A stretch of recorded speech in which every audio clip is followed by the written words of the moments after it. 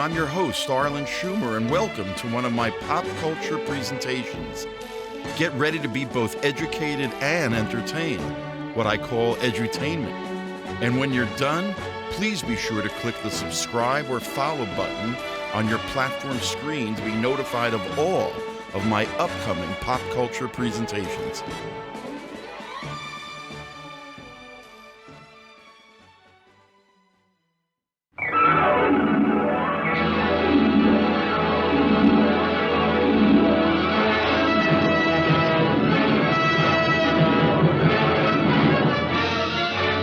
Than a speeding bullet. More powerful than a locomotive. Able to leap tall buildings at a single bound. Look, up in the sky. It's a bird. It's a plane. It's Superman. Yes, it's Superman. Strange visitor from another planet who came to Earth with powers and abilities far beyond those of mortal men. Superman, who can change the course of mighty rivers, bend steel in his bare hands, and who, disguised as Clark Kent, mild-mannered reporter for a great metropolitan newspaper, fights a never-ending battle for truth, justice, and the American way. And now, another exciting episode in the adventures of Superman. And I believe this art is, of course, taken from the baby boomer Superman artist, the great Curt Swan, who drew Superman pretty much full-time from 1957, which is about when this picture looks like it was taken. And this first in a string, a 10-year string of covers for not only Action Comics, but the entire Superman line of about 8 titles for, again, 10 years. This is September 57. This is October of 1967. This would be the last of Swan's and his inker soulmate George Klein's consecutive covers, because the very next issue, this image appeared. I remember as a 9-year-old staring at that figure of Superman. He looked a little cross-eyed to me, but I had never seen Superman drawn that way, and yet I couldn't describe it. Look at the January 68, the last issue of Swan Klein doing a cover for Superman, the very next issue. The same artist. I had never seen Superman drawn so realistically in a position like that. I mean, we were used to Curt Swan and George Klein doing every Superman family title, like Jimmy Olsen. January 68, the very next issue. Literally turning our world upside down. This wasn't the comfortable world of Curt Swan and George Klein, October 67. Nope, very next issue. December 143. I mean, if you opened up the issue to this startling cover, this is how Superboy was drawn by the artist Al Plastino. And that was a character falling. Look at it in contrast to this cover. And that was, of course, the artist Neal Adams, who in his star-studded Hall of Fame career drew so many of the greatest characters from both Marvel and DC Comics, and illustrated many of their stories. Superman, he ended up doing so many iconic covers alone that have become modern icons of Superman that you've seen in your collective super unconscious. Covers that are still being imitated, emulated.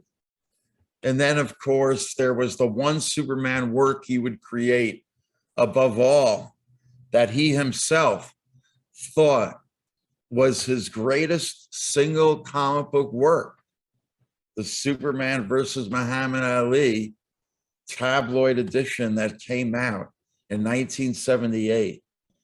The great Neal Adams passed away April 28th of this year And I've been doing a series of memorial webinars, this being the 6th out of 7 on Superman versus Muhammad Ali and Neal Adams' other significant Superman works.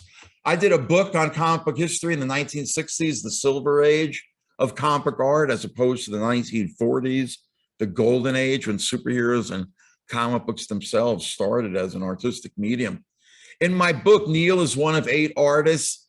They each start off their chapter with a double-page spread. On the left-hand page, a portrait of one of their most iconic characters. And then on the right-hand side, behind my text of an introduction, I ghost another significant image of theirs about their iconic characters. Now, if you look at this poster from the early 70s, obviously Superman isn't on it. And yet I would place Neal Adams' Superman images on a par with anything he ever created for DC Comics. So how did this all come to be? Let's turn the dial back to 1967, when DC's greatest artist, their Jack Kirby, named Carmine Infantino, who, as you can see on the special annual edition, had drawn almost every significant DC Comics superhero. But they were giving him this issue as a retirement from drawing full-time. Carmine Infantino became the first artist to be promoted to an executive position as first the overall art director of DC Comics, and then editorial director, and within a year, publisher. And in late 67, when he assumed control, his mandate from the owners of DC were to bring in new ideas. This is a house ad, a half-page house ad Infantino drew himself. Look at what it's saying. What's going on? They're working around the clock. Could it be new artists, new titles? Well, it was certainly, maybe not a lot of new artists, but certainly one incredible new artist named Neal Adams. Now, this photo doesn't look like he was 26 years old in 1967 when he got to DC Comics. It looks like he was more 21 years old back in 1962 when he was the first, the youngest artist ever to be given a nationally syndicated daily comic strip. This was Ben Casey, based on the ABC television medical show that was running at the time with Vince Edwards as Ben Casey. And you can see Neal's style. He came from the school of comic book art, realistic comic art that used photographs as reference, Polaroid photographs. You can see Neal himself posed as Vince Edwards. And listen, he was good looking enough, he could have been Ben Casey. And he used his wife at the time, the late Corey Adams, as his female model. Look at this bio that the National Cartoonist Society did of Neal right after he had been given Ben Casey. You can see by the text here, but that's, if you've been reading the text while I've been talking, that gives you a quick summary of Neal's background. My previous webinars, especially my overview webinar, the first one, which are videos now on YouTube, you can catch much more of Neal's kind of origins and how he got to DC Comics in 67. But he starts doing a variety of art for DC that year, starting with war comics for the editor Robert Kanigher, who also edited some of their comedy line, like the Jerry Lewis comic book. You know, if you're a sharp Neal aficionado, you can even sense Neal's hand, even in this cartoony, especially the center sumo version of Jerry Lewis. But then Carmine Infantino gave him the job of drawing Deadman after Infantino had to let it go because of his promotion. And again, if you go to the memorial webinar on Deadman, you can get the whole story of how Deadman basically made Neal Adams' bones. That was for editor Jack Miller, who also wrote some of the Deadman stories. But it got Neal into the door of DC, where he met other editors like the great Julius Schwartz, who immediately recognized his skill and talent. He had him replace Murphy Anderson on the Spectre title in late 67, and also let him do a couple of Batman covers like this early one. I think this was his first cover, dated February of 68. But then they finally got Neal's art under the imposing eye of Mort Weisinger, the major domo of DC, the head of their Superman family line. He had been an editor since 1940 and really exerted his will on the character 10 years earlier in 58 when he made Curt Swan his artistic muse.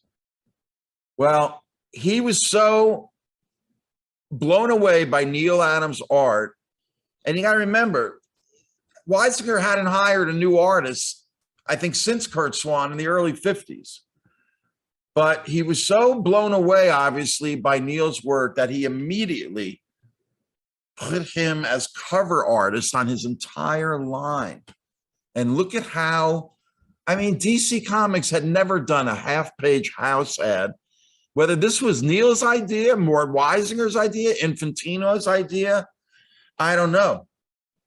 But that's the half-page version, and here's the full-page version. Look at that funky lettering. But I mean, this was the first time ever, talk about meta, that DC Comics would personify an artist without naming him, of course. But this cover would eventually be inked by Neal to look like that. And then the full color version. We'll talk about coloring a little later on when Neal assumes more control of his work. But you can see right away from this cover how Neal's style was a total departure from the more medium shot, quieter, artistic milieu of Curt Swan. As much as we love Curt Swan, like I said, everything was on a more flat, two-dimensional plane, whereas Neal's work immediately had a more three-dimensional quality to it. Look at this 1966 cover by Curt Swan, debuting the character, the Parasite. And then only, 2 years later, March of 68, you would get this Neal cover of Superman getting punched by the Parasite, literally off the cover, off the page.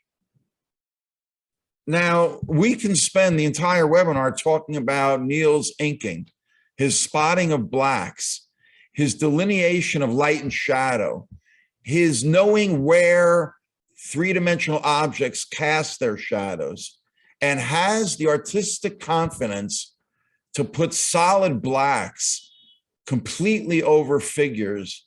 And if you bend it right, like the shadow on his thigh, you'll still maintain the three-dimensional quality of Superman's thigh. So there it is in color again. See, Adams took the dynamism of Kirby, but mixed it with his photorealistic based style. So a former Superboy cover like this by Curt Swan. Now, I love Curt Swan. This is beautifully drawn, but it looks like it's a frozen three-dimensional tableau in the Museum of Natural History, which again has an art and a craft to it. But then look at Neal's version on the same theme. Now, this might have been a layout by Carmine Infantino. We don't know, because Neal worked with Infantino on many of his greatest DC Comics covers. But suffice it to say, the Superman family of books that were illustrated by Curt Swan right before Neal Adams came on the scene, they looked like this, February of 68. And just the very next month, we would get a Neal Adams cover, which just brought this three-dimensional depth that we never got with Curt Swan. Again, a medium shot, two-dimensional tableau. and Neal's version of a similar setting. And once again, Neal's commitment to black is just one of his, you know, if Neal was only an inker alone, he would still be in the Hall of Fame, because the realistic techniques he brought from the comic strip world had never been seen in the comic book world. And Neal starts to affect the coloring. He brings his advertising background with him. So look at the beauty of the rainy street. And remember, this is Ben-Day dot coloring, folks. There's the best resolution of a black and white, but I believe Neal immediately starts working with DC's head of coloring, Jack Adler, and you start to see incredible coloring on Neal's covers. Again, folks, I'll take this over computer graphics any day, but this is all Ben-Day dot coloring, but it's all in how you do it. He did so many mini masterpieces for Superboy. When Neal was a kid buying and reading comics, he must have loved Superboy, because, I mean, again, we could really just stare at this cover and the figure. And again, the spotting of blacks, knowing when to commit to solid black within a figure is one of Neal's hallmarks. How about this surreal cover? Surreal, hello, Renee Magritte. Yeah. I mean, how's that? That's what Neal was bringing to comics. And at the same time, the hyper-realism, the drama. I mean, knowing how to draw a crumpled up car combined with, again, the emotion on Superboy's face. Now, look at this degenerated house ad of the same cover. Look at Superboy's costume ripped to shreds, which either Mort Weisinger, the editor, or maybe Neal himself decided to redraw. Also, notice the wreckage in this house ad version where the tire is, and then in the finish, it got changed. Either way, an incredible cover. Here's one of his earliest Superboy covers, March of '68. The reason why I'm showing you this is look at the sketch that exists of what looks like an alternate cover idea. But I can see why either Neal or Weisinger or Infantino rejected this, because the focus is too much on that figure. And I think that's why they settled with this one. Look at this Lois Lane cover with the kind of awkward Superman separating the floating, flying, typical Lois Lane type situation. But look at this very beautifully drawn alternate cover by Neal in a more realistic setting.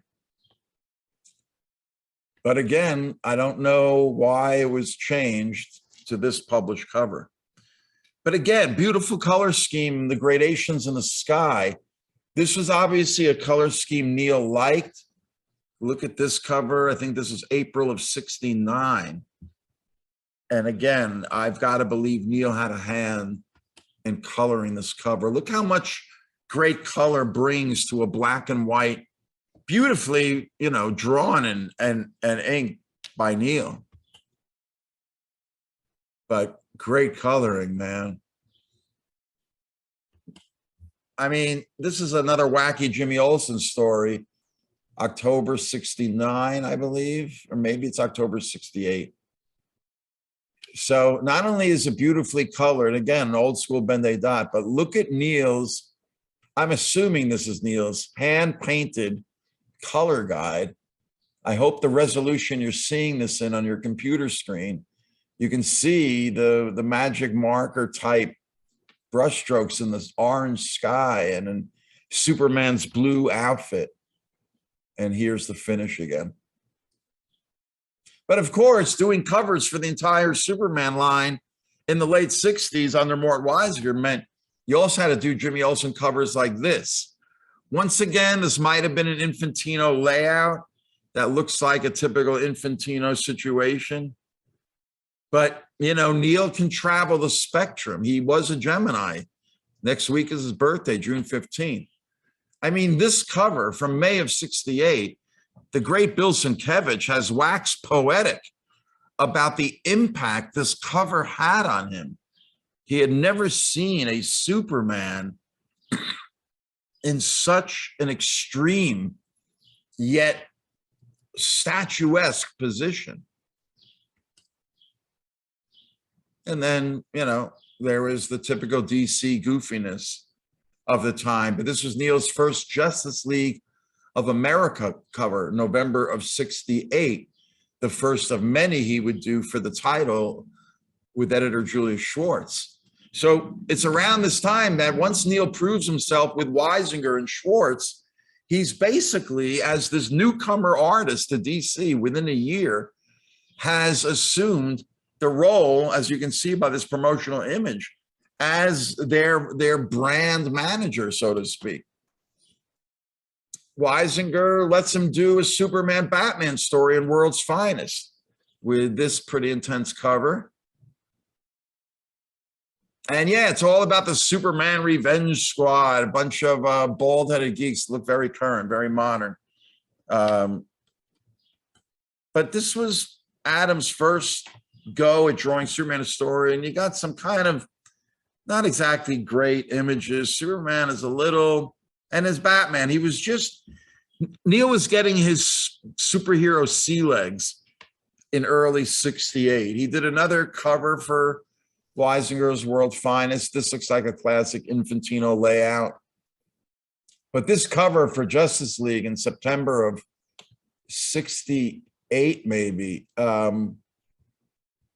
or is it September 69? But pretty impactful Superman image. And this is March of 1970 with one of Neal's best JLA covers. It's a shame that all of the trade dress elements and the heads on the left by Murphy Anderson had to crowd out one of Neal's really great covers all about pollution. But it was right around this time, 1970, that Mort Weisinger finally retired after 30 years helming Superman. So all the Superman titles were divvied up, and Julius Schwartz got the main Superman and action titles. And he thought, you know, I'll get the writer who's the hippest superhero writer I have, Denny O'Neil, who's already been working with Neal since early 1970 on the great Green Lantern, Green Arrow series, which I did a webinar on a week or two ago. And since late 69 or mid 69, they had been doing a series of solo Batman stories, culminating in this, of course, great cover that Neal did in 1970. So Neal couldn't draw Superman full-time for Julius Schwartz. Kurt Swan was still drawing the interiors, but he wanted Neal to do a cover that would signal a new Superman under a new editorship at the dawn of 1971.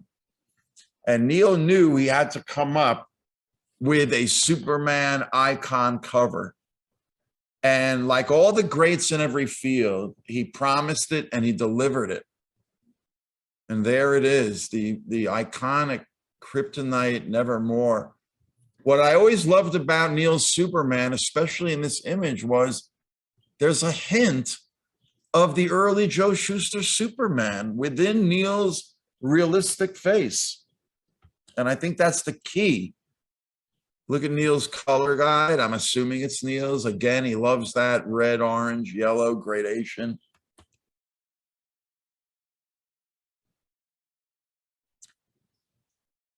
Of course, this saga that continued for a dozen issues, kicked off by this issue dated January of 71. Remember, comic books are dated 3 or 4 months in advance to keep them on the newsstands longer. So this actually came out in fall of 1970. The first 12 issues have since been collected in a collection maybe about 15 years ago. They finally did it. Kryptonite Nevermore. But of course, this image itself has become a licensing icon. I mean, I'm only showing you a few of the many versions. Look, they doctored up the face. That's not even Neal's original. And look at on the glass. It's the opposite angle. And I don't know who drew that. Canada put out a stamp on him recently. Not America, Canada. Polar Lights have been doing knockoffs of the old Aurora models. And here about maybe 5, 6, 7 years ago, they came out with this model based on Neal's drawing. I don't really think the sculptor of the model quite captured Neal's Superman. Again, they don't get the face right. Same thing with this statue. You know, that's really not Neal's face, but hey, it's the same basic concept. And yes, that is, I think, Neal doing a Lego knockoff a couple of years ago for DC. This is a photorealistic painting, and I always forget the name of this guy, maybe from circa 2010. Yes, so that's a photorealistic painting of Neal's Superman cover. You tell me, is it art? I know this is art.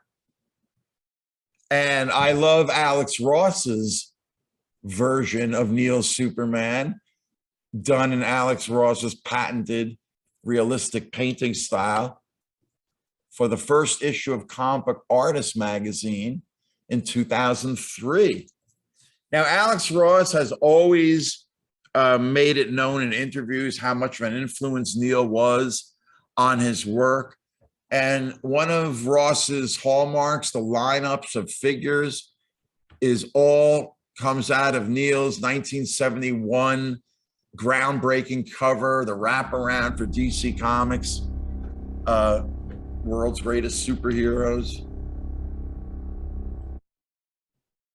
And with Superman Center. This image is inked by Dick Giordano. I'm going to point out over the course of this how many images.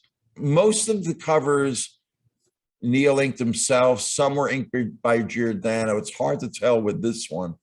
I love this one, July of '71. Again, for the beautiful gradations Neal was able to achieve in the coloring of his covers, and another beautiful red and yellow one. Again, these are the best resolutions images I could find, but they give you a sense of what it's like to create an image in black and white, knowing how much work you're going to put into the coloring to make it a mini masterpiece. And then there's this 1971 cover. I mean, each Superman cover was more startling than the previous one. Once again, here's a sense of Neal's black and white original with all the type laid over it. That's a lot of work, folks, for a cover. And I'm sure he got paid very little. But I think Neal himself was homaging earlier classic Superman covers, like this one from the 1950s by Win Mortimer, who's basically ghosting Wayne Boring's Superman. And then from May of '67, I believe, you've got Kurt Swan and George Klein. And once again, while this is a classic Swan Klein image, and it's got its own sense of movement and energy, just compared to Neal, this is what made Neal, everything he did in that era, just so startling. And then in 1972, his crowning Superman achievement would be this double-page spread wraparound cover for his first 100-page comic. In 1972, it would be only 50 cents.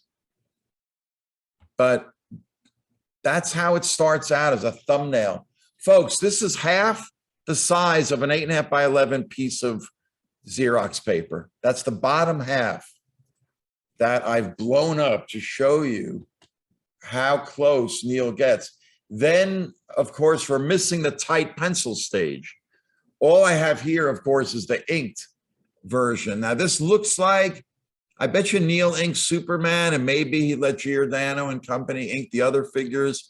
I'm not sure how Neal worked at this point with Giordano, which things he inked and which things he did not ink. But like I said, I would wager that that's Neal's inks on Superman. And it looks like Giordano maybe on the rest. The inside front cover, they gave you a guide to all of the characters that Neal included in that epic illustration. It was used as a double-page spread in the 1972 Comic Art Convention book. Now, maybe this, I don't know which purpose it was done for first, but suffice to say that flying figure has just become another one of Neal's advertising and licensing icons that is literally everywhere. This is a very recent commercial application. I love this piece I found on the internet that conflates the famous Norman Rockwell. But, you know, the interesting thing is that's not even Neal's Superman. I mean, it's a copied, I mean, look at the head and compare it to the original. That's two different pieces of art. But this cover in June of '72 would prove to be Neal's swan song Superman cover after doing them pretty much straight since 1968. Kurt Swan did a few interspersed. Because starting with issue 253, and then I'm going to show you issue 254, the great Nick Cardy would take over as Superman artist for the next couple of years, as well as most of the DC line, kind of effectively replacing Neal as DC's main cover artist. But in this July '72 issue, there would be a backup story. Are you kidding me? Both penciled and inked by Neal. Not a Superman story, a Clark Kent solo story written by the great late Len Wein, who Neal had worked with before on a Batman story. And yeah, it's a Clark Kent solo story. Now, when I worked for Neal, I would ask him, Neal, you were the most in-demand artist in comics. You didn't have time to ink everything back then. What made you ink certain jobs? It couldn't have always just been for the money. He goes, Arlen, I made the time to ink the stories that I thought were special. And he must have thought this story by Len Wein was special enough not only to pencil it, but for Neal in 1972 to pencil and ink a story. Like I said, you know, we thirsted for Neal back then. Every month we were hoping, what would Neal do this month? What, you know, is he going to do? What great cover? What great interior?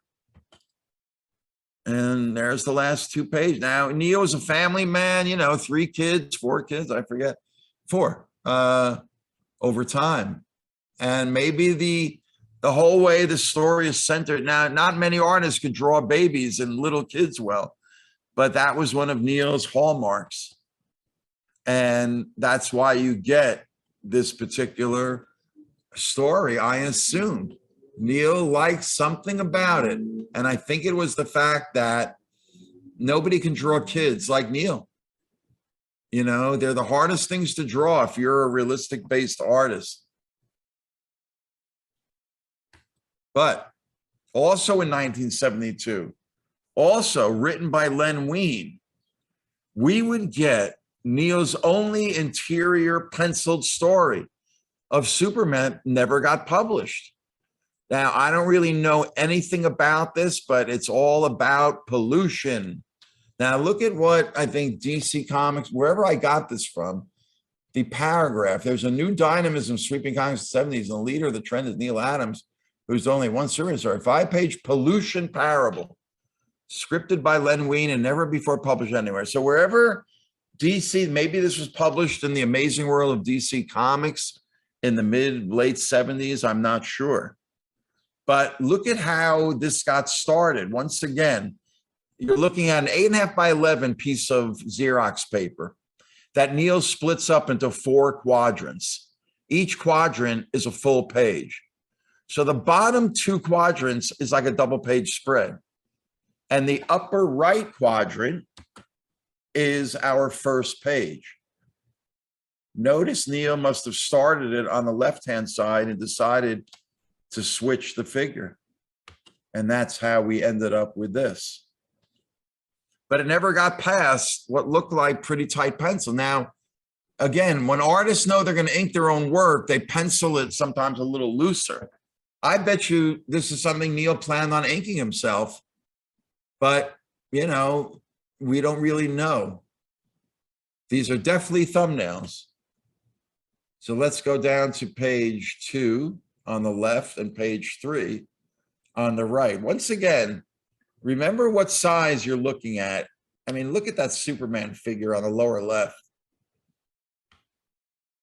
and how so much of it is there in the tighter pencil.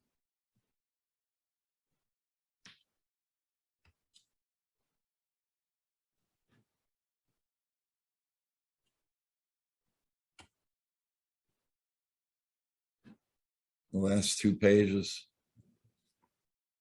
Yeah, that's a pretty incredible close-up of Superman, huh? In the early 70s, a lot of convention sketches and fanzine sketches by Neal of Superman exist. These are just some of the ones that I've had in my files. This is from Etc., later to become the Comic Reader, or was part of the Comic Reader fanzine. If you're a Neal aficionado, you can tell by the signature when the sketch is from. This might not have been from the 70s. It's hard to tell. I really like this one for a lot of reasons. The different type of shadow on the ground, the great background, and of course, the intensity and the lighting, that center shadow lighting with the edge lighting on left and right. The symmetry is just a Neal trademark. But in 1972, he would also get, at the end of the year, this iconic cover of Neal, once again merging a photograph with black and white comic art. It starts out, and this was inked by Murphy Anderson. Now, I love Murphy, but I really think he screwed up Superman's face. We don't know what Neal's pencil looked like. Again, back then, nobody had a Xerox machine. They didn't keep Xeroxes. Neal didn't have one. His inkers, DC, obviously. So they would ink directly on the pencils and then erase whatever's there. So hardly any of Neal's tight pencils exist. But there's the black and white mock-up showing the printer where the photograph goes. Look at all the notes for coloring and for type.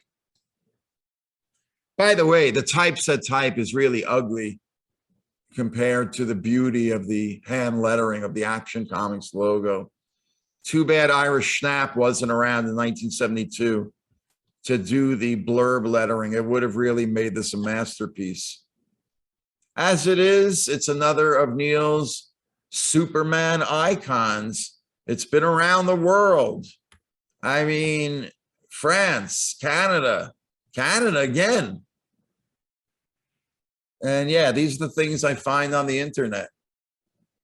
This is a sign for a comic book store, I think. But yeah, it's another one of Neal's icons. He follows this combination of art and photography with this in 1973. And those inks are by the great Bernie Wrightson. And this is Neal's original concept sketch. Now look at just all the energy and gesture in that figure.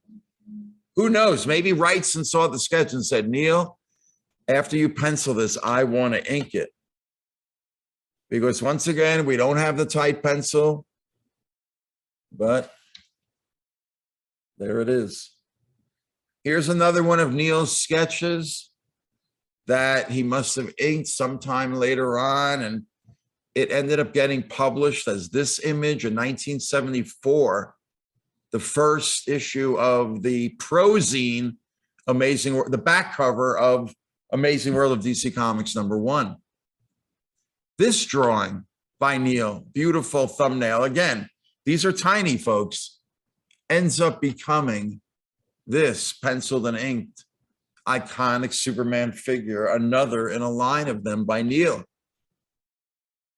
And there's, looks like the hand-painted coloring, maybe by Neal, maybe by somebody else.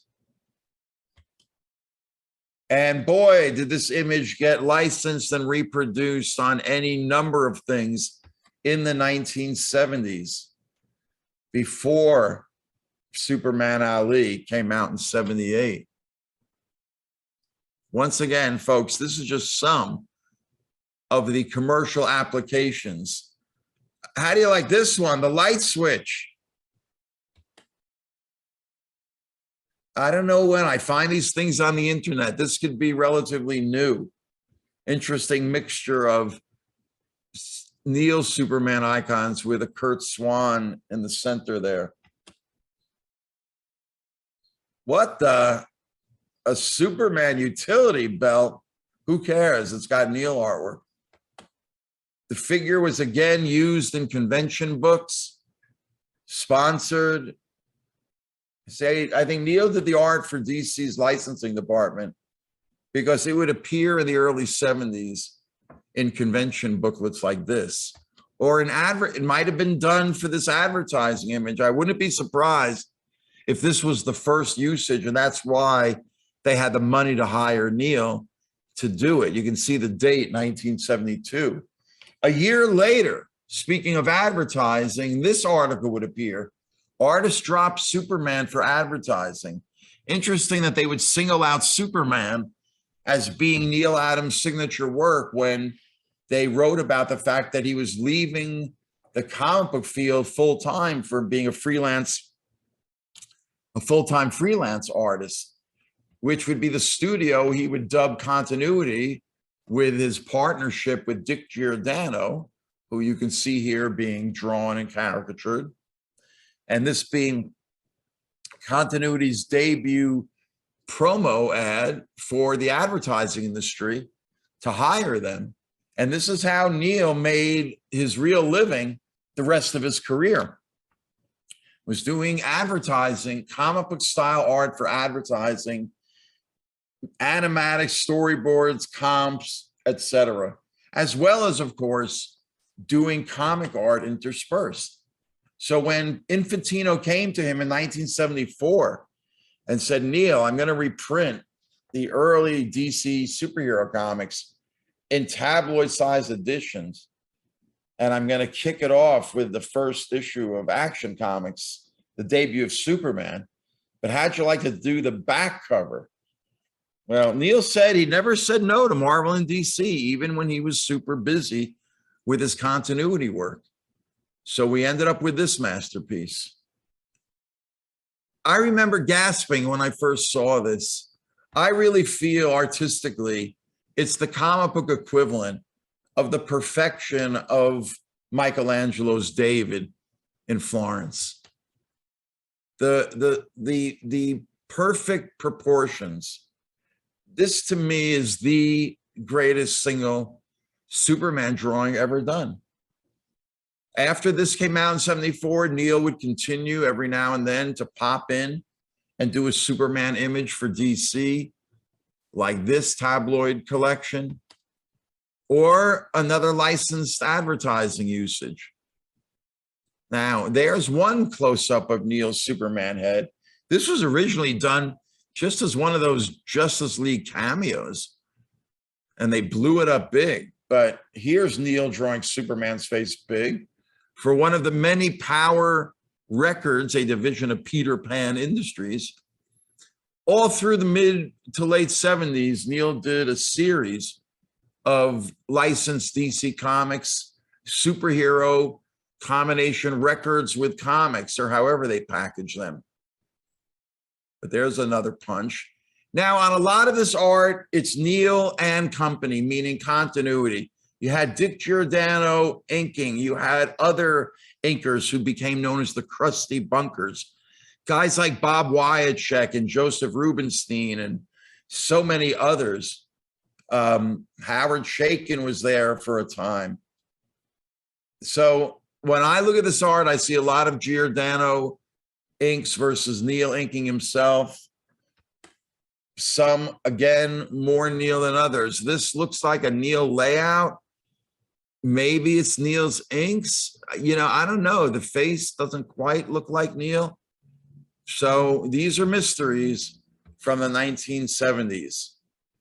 This one especially, this could be Mike Nasser or somebody else, you know, but again, the fine line inking on the figure, the arms and the body, that looks like Neal's inks. Those are pretty tight. But we have no way of knowing, especially now that Neal has passed away.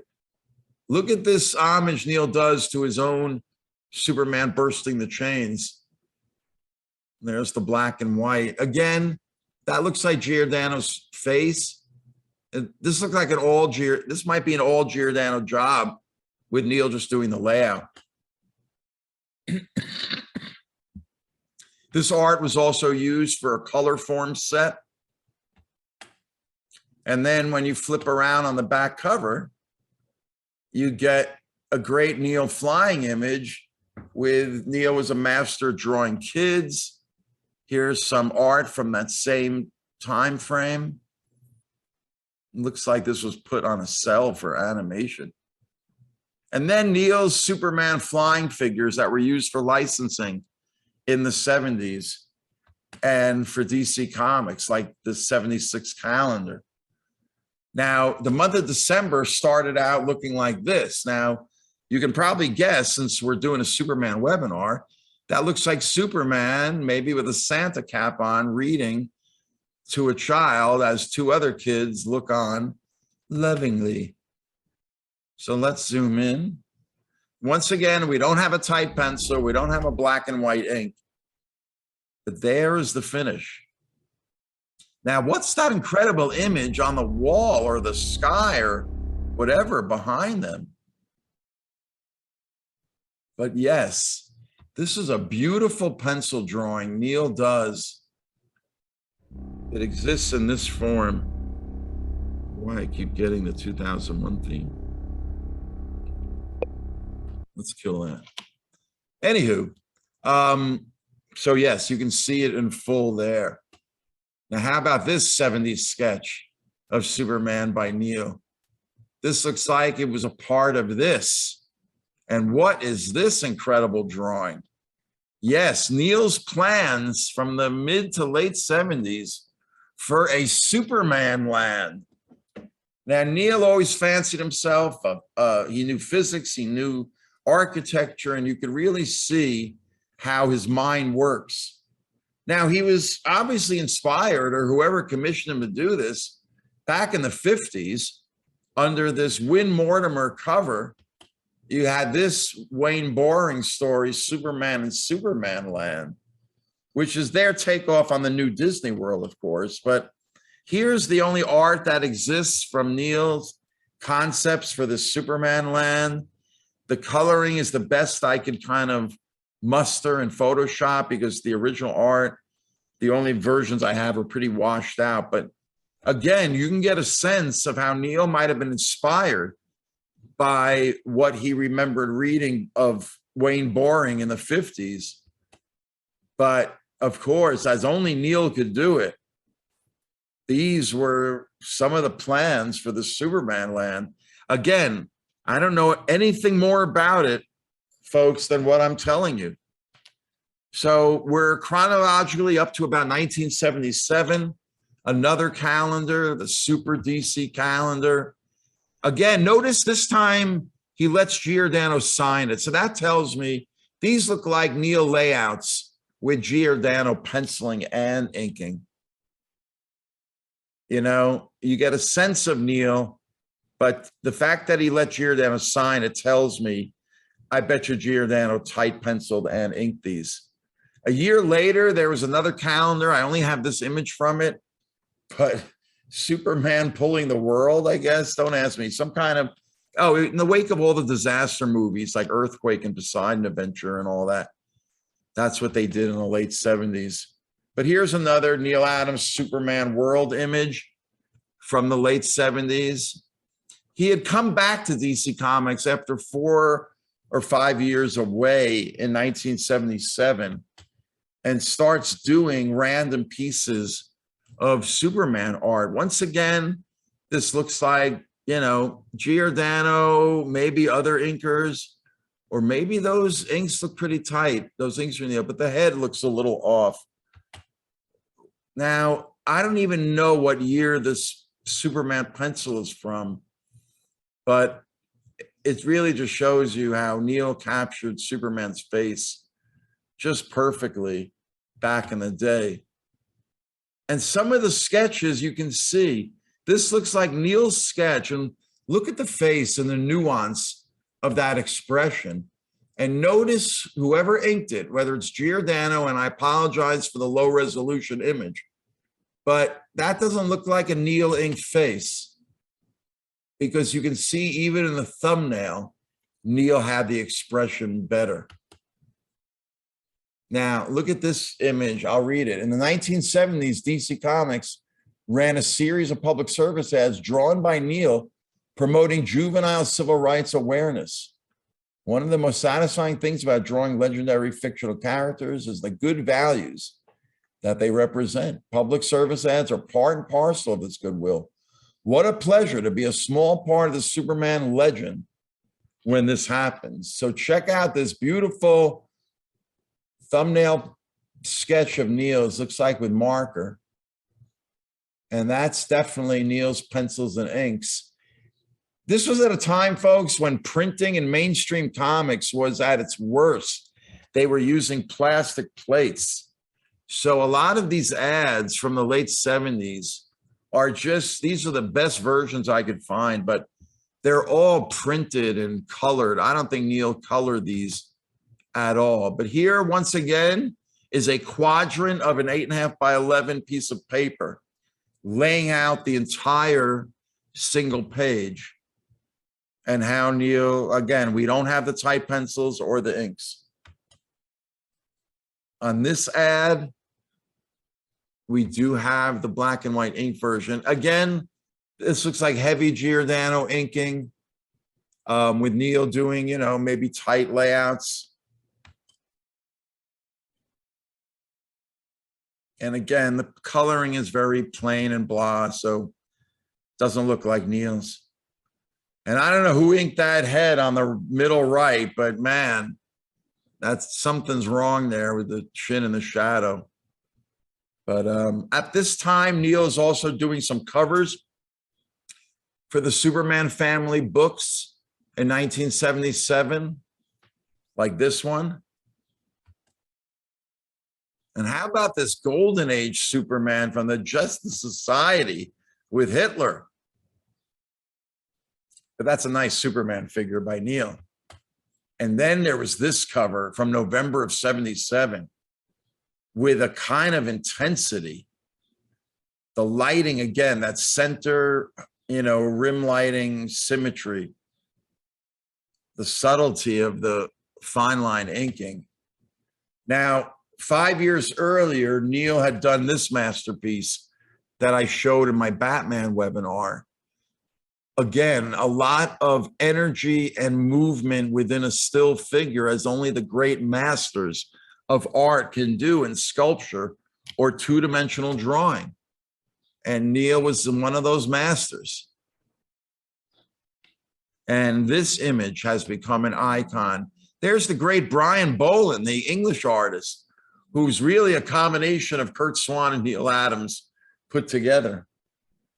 And then Ivan Rice, a current modern master, did this image a few years ago of Cyborg.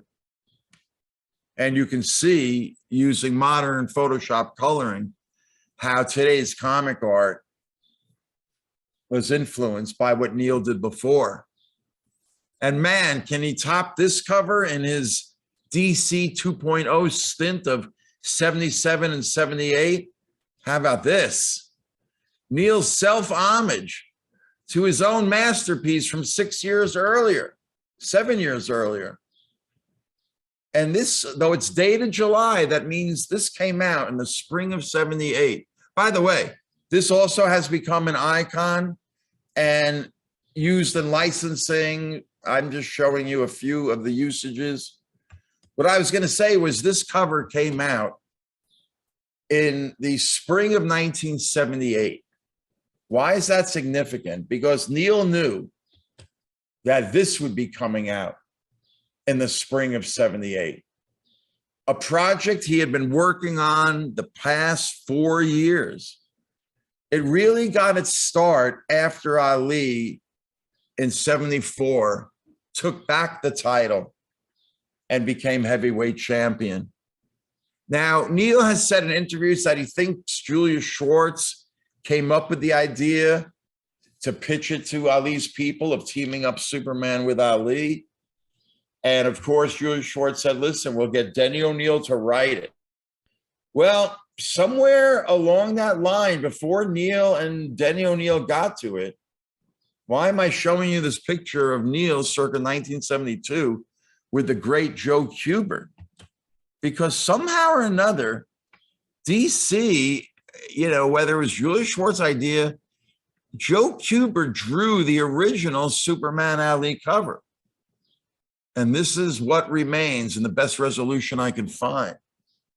Now, according to everything I've ever read about this, both DC and maybe especially Ali's people were unhappy with Kubert's likenesses, especially of Ali. Forget about the generic crowd. Whereas this is when either DC called in Neal or Neal called himself in. Once again, folks, there's little to no history printed or published about this significant era in comics. And now with Neal gone, it's a shame it's never been recorded. But by 1978, Neal is the greatest realistic comic artist, and so many great images of Black people in Neal's repertoire.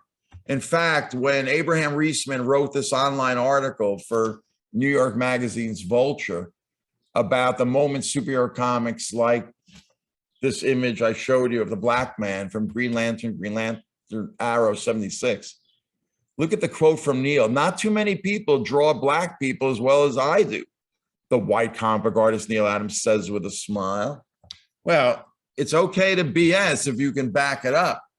And back in the Green Lantern, Green Arrow series in the early 70s, Neal drew some mini masterpieces of Black people as only he could draw them. When the drug addict overdoses. And then, of course, there's the creation of John Stewart. And if you look at,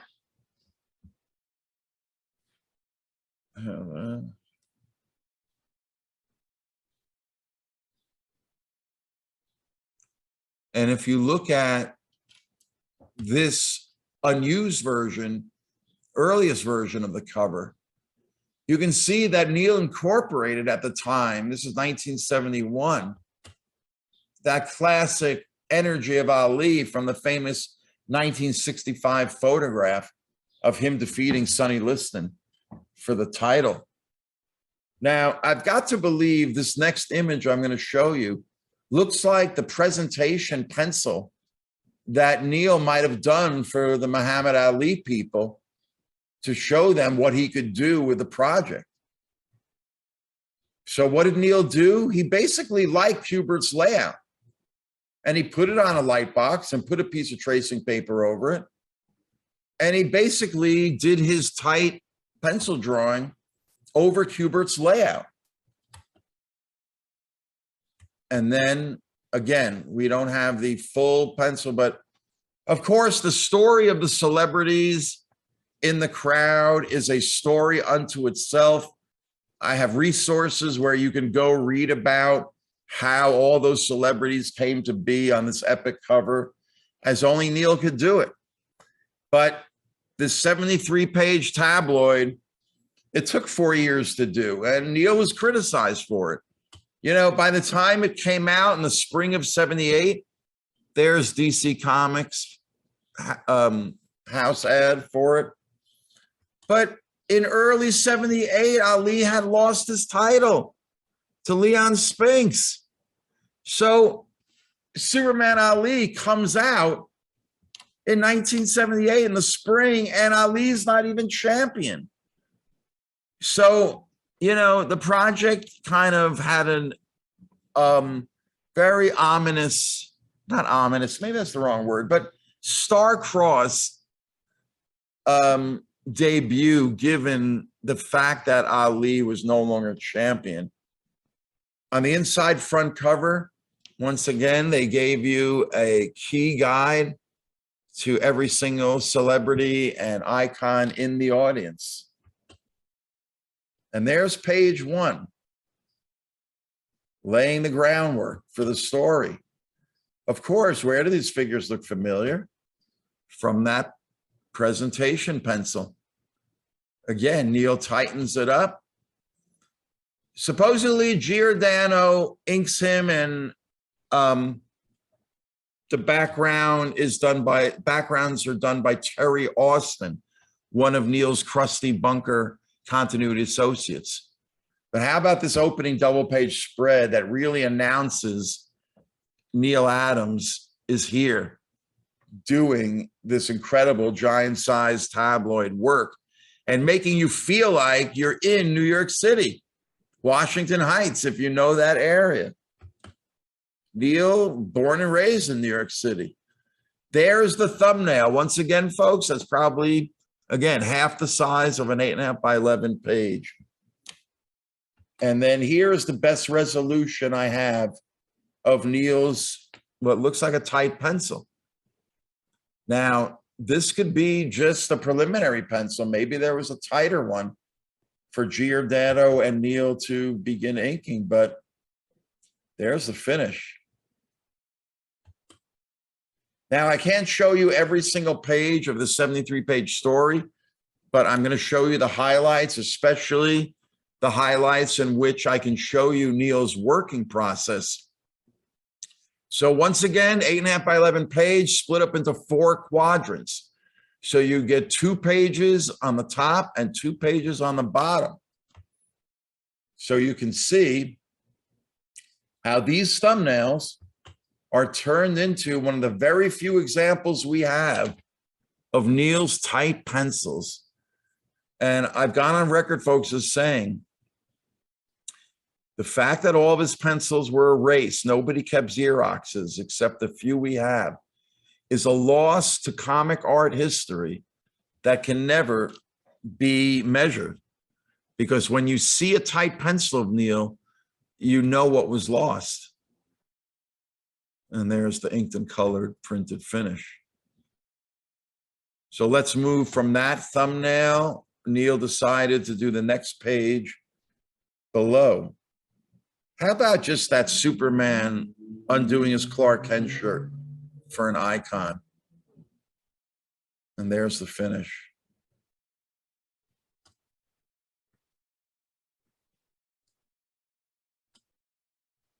Great Superman flying figure down there.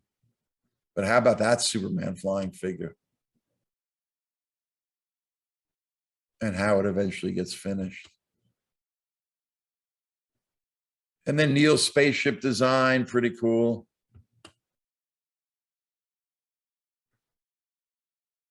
And I'm trying to just give you a feeling of what it was like to see these images for the first time on the scale of the tabloid size that they were. Now, I'm only going to give you a hint of the facing page that Superman comes upon a gigantic tidal wave.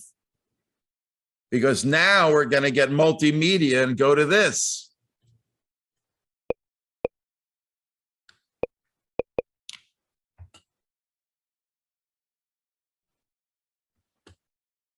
No, it's... No, he isn't. He isn't even a reporter. I lied. He's ace comics artist, Neal Adams. I already have Joe Namath. I already have Frank Sinatra. Well, I think by having President Carter, our foremost citizen, our #1 citizen, looking at the right in the. What about Ford? What about Ford? Ford, he should be right next to him. On the back. On the back. No, both on the back. No, I don't think we should have Ford on the back. But This is DC Comics, neck and neck with Marvel. Faces that are going to be on the cover. What about? Let's get into the story. Now I'm up to the sequence where Superman and Muhammad Ali are training together. And they're fighting in Superman's Fortress of Solitude. We've stopped time or slowed it down. And what I wanted to discuss basically today is that I would like, if possible, to have the aliens send down a couple of robots. You mean robots like mechanical men, Robbie the robot, Robots, right. bucket of bolts kind of robots? Right. Yes, and what I'd like to do is have Muhammad Ali start to fight them. Superman hasn't got his powers at the moment because he's in training. he's still under the influence of the Red Sun in training for this big fight that's to come. Right. And then he comes in and he and Ali are fighting the robots, right? Yeah. And he comes in his superhero fashion, standard Superman bit, takes him out, whereas Ali, savvy, ring-wise, ring tactician, uses all of his boxing knowledge to win. Actually, he's in effect saving Superman's life before Superman gets his powers back. Superman really isn't very good at this. Yeah, he's the new boy on the block. Right. Okay. And he's created a giant tidal wave, and Superman has to stop a tidal wave, very small guy. The only way he can stop it is by creating a force, a sonic force, by smashing the two most indestructible things in the world together, his fists. So he smashes them together in front of him. Boom! And the sonic wave stops the tidal wave, stops it instantly, and it falls. And that is what I'm going to show you on the rest of that page. Hey, I don't know what the source of that clip was. Some local TV station put that together. These are the things you find on the net when you do your research. Anyway, we turn that page, we get another double page spread. I think in the 73 pages, Neal does about 8 double page spreads, all of which I'm going to show you, and that really show off Neal's cinematic artistic qualities. Anyway, we get the introduction finally of Ali, the boxer, and you can see where Neal, master of using photo reference, was able to amass so many images of Ali in boxing, and that's where he was able to make Ali's boxing so accurate. Here's a double page spread. This might have been the robots that Denny O'Neil and Neal were talking about in that clip. We turn the page and we get this incredible outer space image, which we have a nice black and white inked version. So I think Neal inked like some of the main figures, and then he let Giordano, like that looks like Neal inked Ali at bottom right. And you can also see where there was white out. But like the Superman face looks like Giordano's face, but I don't know. That looks like a Neal eye. You know, we can get really minute with trying to identify the inking. And then in addition to great double page spreads, Neal would pause and give us great full pages like this.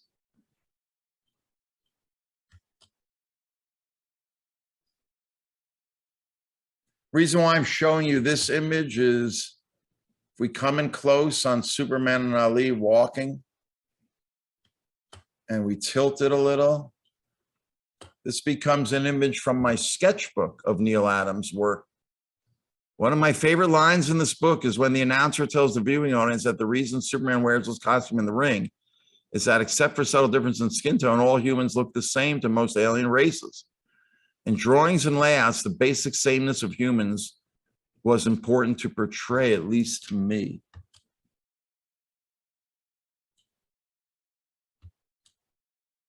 Another epic double page spread of the alien invasion. And look at how this spread got its start. This is a Denny O'Neil script page, I guess, given to Neal, and then Neal does a little thumbnail. Unless that's Neal's pencil with him typing on it as notes for O'Neil. I'm not sure, but it's pretty spectacular. And once again, I only wish we had the type pencil and the ink version that came between that and the incredible finish. I also think Neal was paying self-homage to his great work from 7 years earlier in the Avengers, the epic Kree Skull War. If you saw my Marvel Years webinar, it'll be posted on YouTube, I think starting tomorrow, maybe. You can see where I think Neal was kind of saying to himself, I'm going to top what I did with the Avengers. And then, of course, because they're fighting under conditions where Superman doesn't have his superpowers, so Ali is really able to kind of beat him to a pulp. There's the black and white inks. Great spotting of blacks throughout the figures. You can really feel the punches because of Neal's mastery of physics and motion and knowing when to put force lines and speed lines in.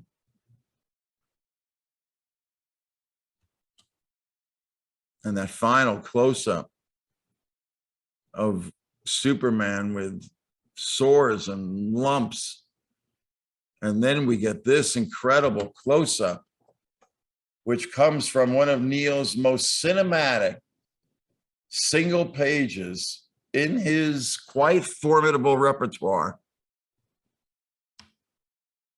I mean, that's Neal's art in a nutshell, maybe. The knowing where to spot the shadow of Superman's body and commit to solid black. The confidence of knowing perspective and anatomy to draw the characters like that so convincingly. It's really the opposite of this Superman victorious image, the kind of yin yang to that masterpiece is this one. Another beautiful full page image that follows, which you can see Neal had it all in the quarter page thumbnail. I mean, just the beauty of that thumbnail and then the amount of work to bring it to finish convincingly. Beautiful coloring, great use of Zipatone. Here's a dramatic double page spread where Neal uses actual photography along with his drawings based on photography.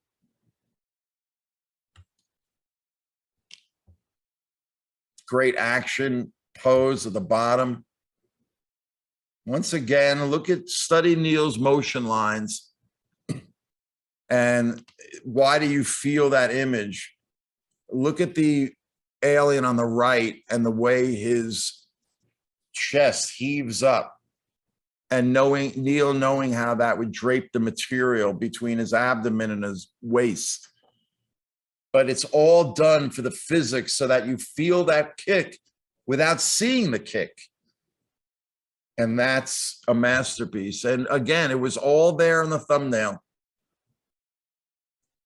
Quarter page of an 8.5 by 11 piece of paper.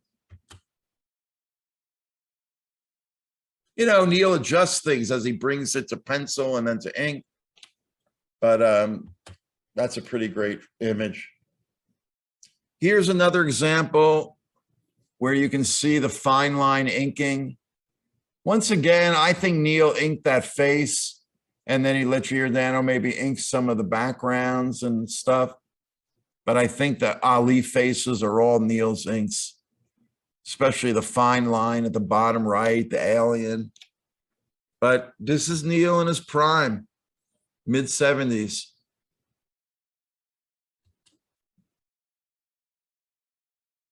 And why am I showing you this page? Nothing particularly special, but it's seen with this page on the right. Wow.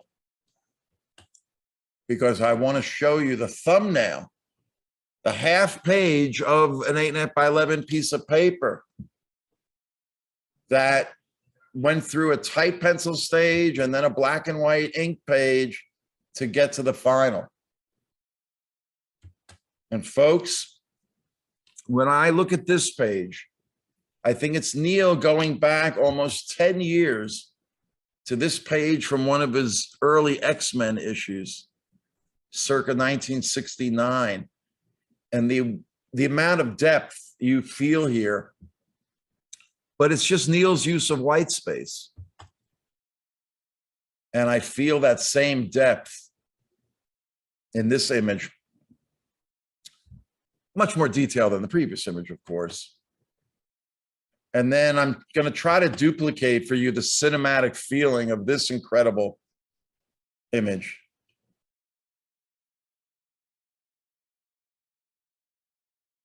Another one of Neal's iconic figures. And here's how that got started on the bottom half of an 8.5 by 11 piece of paper.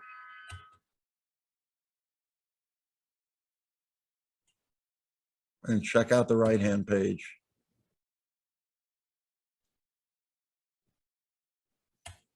And this is the climax of what felt like a movie on paper, folks. You know, this is what Hollywood is now creating using the computer. But Neal was doing it in pen and ink. That started out as miniature thumbnails. I mean, folks, that Superman figure is a masterpiece. But then look how Neal maintains it in the finish. You get Ali's final knockout punch, double page spread. Man, the three-dimensionality of that bottom image, that's Neal at his greatest. And then one final super hurrah art-wise, the great close-up of Superman, a classic Adams grimace that started out from my sketchbook. Here, Superman strains with the effort of his toil. I like to bring Superman down to human level so that we can relate to him. So once again, folks, this is a tiny thumbnail, maybe an inch or two big. And there's the inked version, either by Giordano or by Neal himself. I think that's Neal.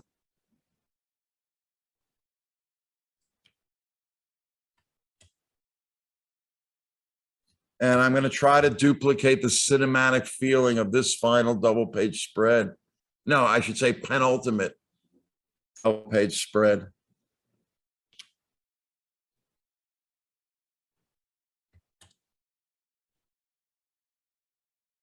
And once again, I'm showing you these two almost end pages just to show you the half page, 8.5 by 11 piece of paper thumbnails. So you young comic artists out there, pay attention. This is how you do it. You start small and you bring it to finish as you get bigger. But you solve all the compositional problems in the thumbnail. And the final double page spread that started out as this thumbnail, inked like this.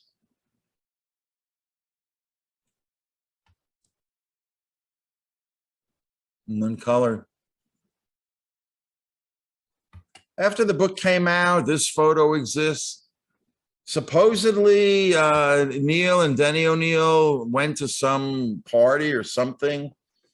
I forget. But whatever I once read or talked to you about, he felt slighted. He felt that Ali's reaction was not a winning endorsement. I wish I had more detail about this, folks. But suffice it to say, though Neal was personally disappointed in Ali's reaction to the book, Neal himself was very proud of it. This is a shot from London circa 1981 when he went over there. And you can see big blow-ups of Superman Ali, and that's what he's holding in his hands. Of course, even though Ali wasn't champion, maybe the release of Superman Ali after 4 years in gestation maybe gave him some good karma, because at the end of 78, he got his third championship. He got it back. And then 78 ends, of course, with the crowning achievement of the first Christopher Reeve Superman. And I've always believed his essential vision was essentially Neal Adams Superman. I mean, the Christopher Reeve is the closest thing we get. He's not really the Kurt Swan Superman. And that opened up another miniature flood of licensed art of Neal's Superman. This particular pose was used by 7-Up and so many other commercial applications. You can pour your 7-Up in this cup. How about this? The Core Guy Daily Planet. You can see how the figure was mirrored and modified. This looks like a industry comic. Here's some advertising for Corgi, the miniature toy cars featuring Superman and Lois. I like how they got the Superman flying figure on the little van there. And then here's a Corgi City of Metropolis playset with some pretty intense painted Superman art for the cover. It looks like by Neal and Company. Here's some various licensed art by Neal, late 70s, after Superman Ali. I think this figure is basically Neal flopping the great figure from Superman Ali here, which again is Neal being prescient, because it's this basic figure that we did get in Christopher Reeve's first Superman, which is why I think this is one of my favorite of Neal's late pieces, where he does his take on Christopher Reeve's Superman. It's part of Neal's legacy. The flying figure Neal must have been proud of, even though somebody copied his face. There he is. And of course, the influence on Alex Ross and his many group pictures of superheroes flying can't be underestimated. The legacy of Superman Ali itself, well, in 2000, ESPN hired Neal to do this wraparound cover as a both homage to his own Superman Ali and matching up the Thrillenium of the Millennium, as they called it. Nowadays, of course, you can get this three-dimensional figure model. DC, 10 years or so ago, maybe longer, finally reprinted it in a deluxe hardcover edition.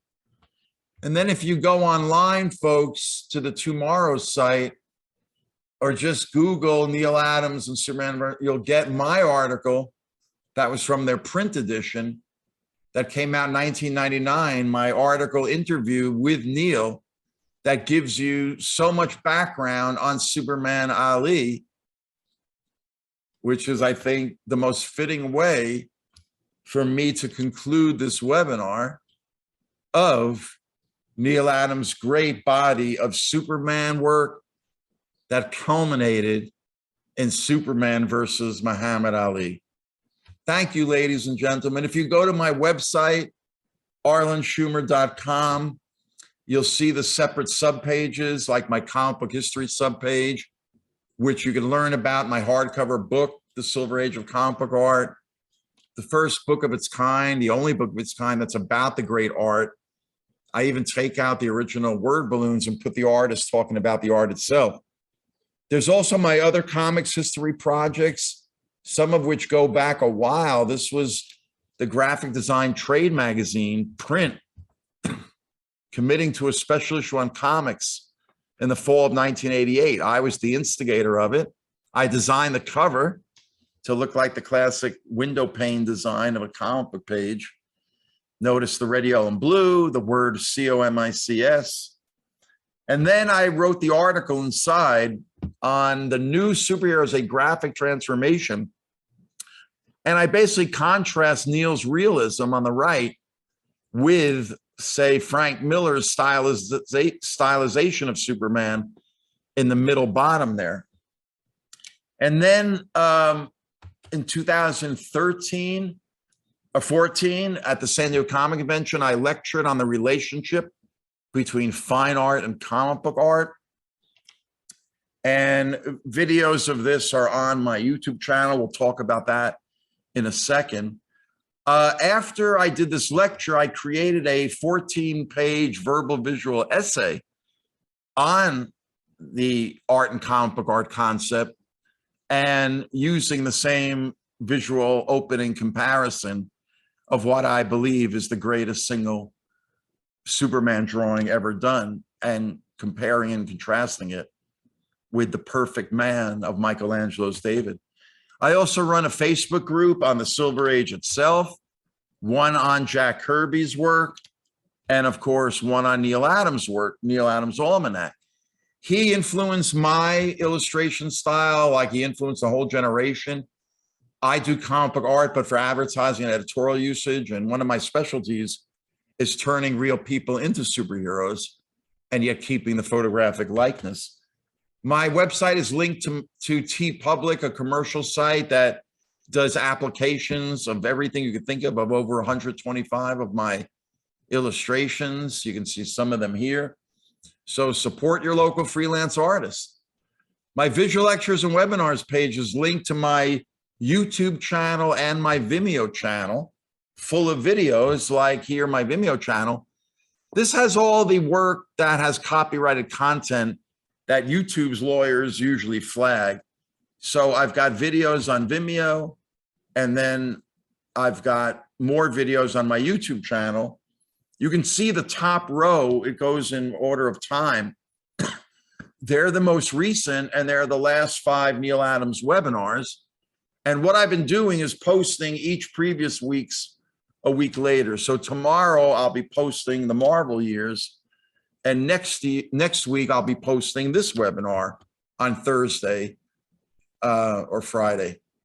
So yes, I've been doing these memorial webinars. Next week will be, I was originally going to do Adams Eclectica as one webinar, but when I looked at all the Eclectica, it really demands 2. So it's a final 2-parter, Wednesday and Thursday, just like the old Batman TV show. All the info I post at arlenschumer.com, my events blog, which has all of my comings and goings with all of the descriptions and URL links you'll need. So once again, thank you, ladies and gentlemen, for attending this webinar. See you on the next one. Bye-bye.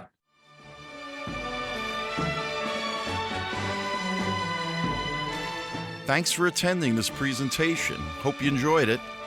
And please remember to click the subscribe or follow button on your platform screen to be notified of all of my upcoming pop culture presentations.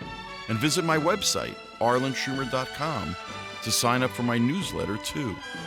Until next time, I'm Arlen Schumer. Bye-bye.